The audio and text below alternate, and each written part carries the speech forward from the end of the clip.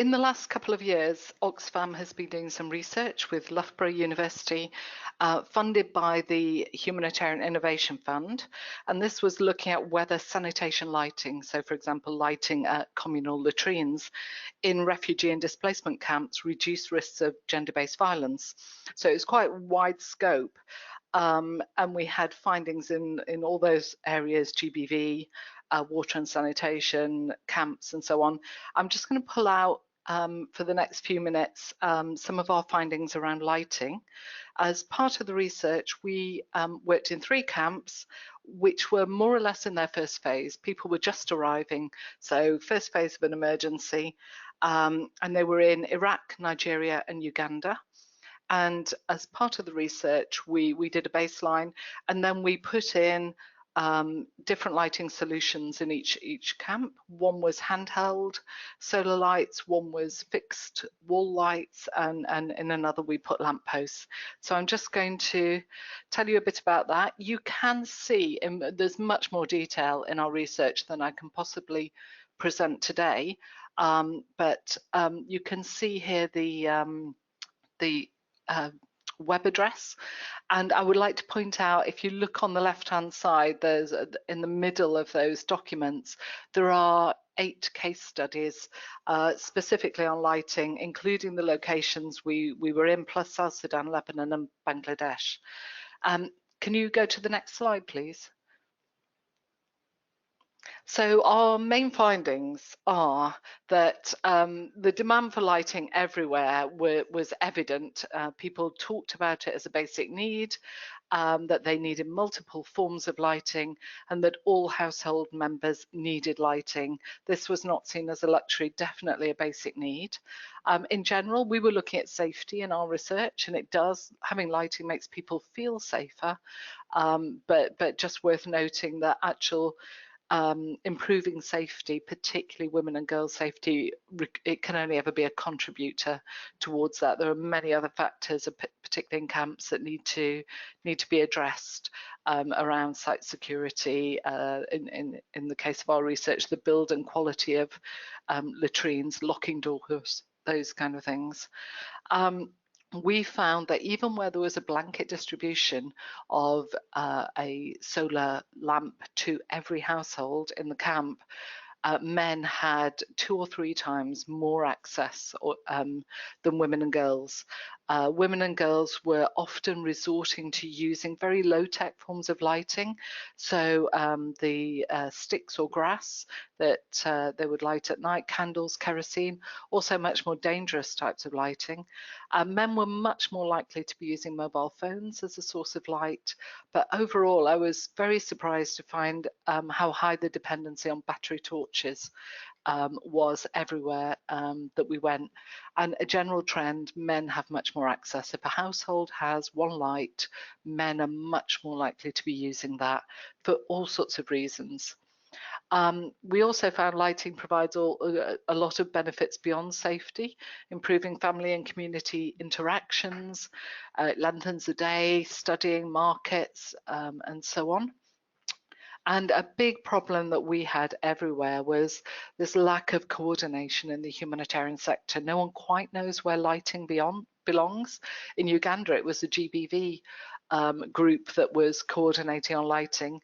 And then when there were lighting inputs, for example, in the Rohingya camps in Bangladesh, it was very hard to get an overall lighting strategy.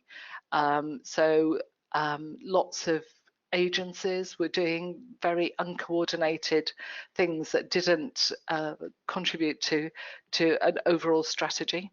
And also technical support was a real problem. We found that quality really varies on what people have. They face a lottery really of the quality. So for example, when I was in Bangladesh, OXFAM was giving 2 very good quality lights. We used Lighting Global to help us decide what kind of lights we will buy, an excellent resource. And I could go to the family at the next kind of block along and find they had something you wouldn't even give to a child in this country that they reckon gave them at best 20 minutes of light a day. So that kind of lottery is really problematic. Could you go to the next slide, please? So I've mentioned the multiple forms of lighting. For this, we're really talking about the same thing I guess I would expect in my own environment, what we might call street lights or public lampposts. You can see a picture of one we installed on the right. Also household lighting, so something you can hang in a shelter that gives an ambient light, but also lighting for tasks. Which could be homework, could be cooking and chopping or repairing things, and also that individuals needed lighting to go around. Sharing one torch or one lamp did not work, really didn't work for people. People like solar, really valued solar, but were actually using a lot of battery torches with the cost of batteries and sometimes the danger of going to markets where they might be attacked or put at risk on the way. And the functionality makes a difference. So if a solar light has a mobile phone charger, that was valued by lots of people, but it did affect who had access and how it was used.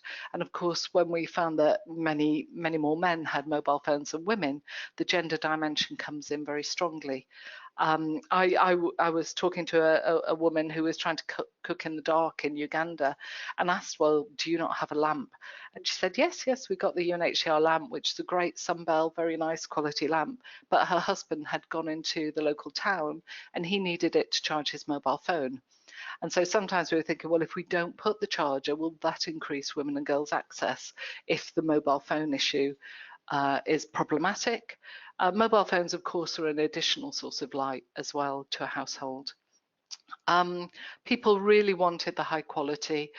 If you do look at the case studies, there's one from Lebanon where we gave communities a number of lights to test out, and they really wanted the best quality they could get. They really value sustainable solutions. Solar was very valued, and when we've given out lights, we always look to see is there a local supplier who offers a warranty as well, so they can go and exchange it if it stops working, which has worked very successfully in Bangladesh. And we also looked at, we were doing public lighting. I think all over the world there are camps, there are communities with these graveyards of solar lighting systems that have just fallen into disrepair.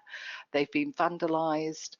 No one's taken ownership of them. They've not been able to sustain them, often due to short-term funding, but also that the community really does not feel ownership of them if they're not involved from the beginning. Next slide, please. So for the future, sustainability obviously is the key theme. We thought when we were talking to all the many people we spoke to during the research that there is a massive potential for innovation in how lighting is delivered. Less so in for us as humanitarians in what the actual lights are and the technicalities of them, because the market's really taking care of that. But looking at different ways to deliver.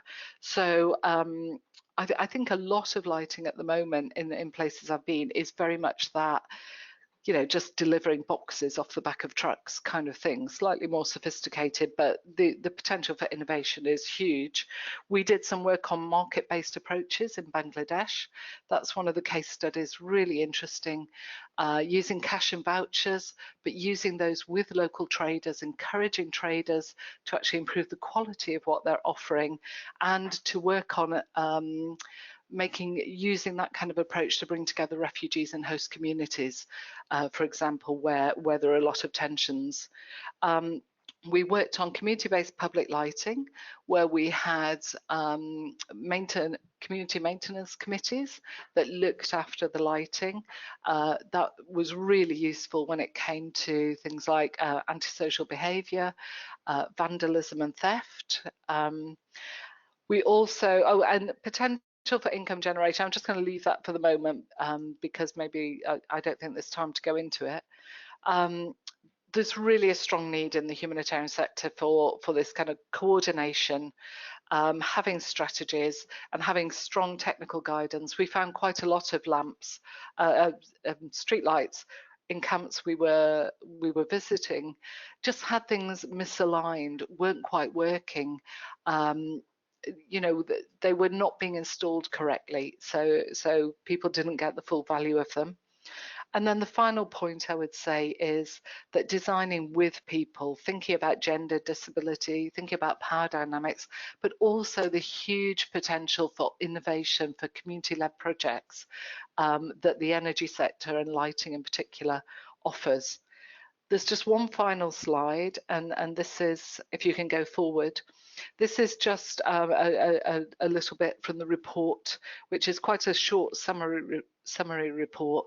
And you can see here we've tried to outline some of the key things to think about in terms of doing needs assessment and talking to people and deciding what you want to do in lighting. So I'd encourage you to use that.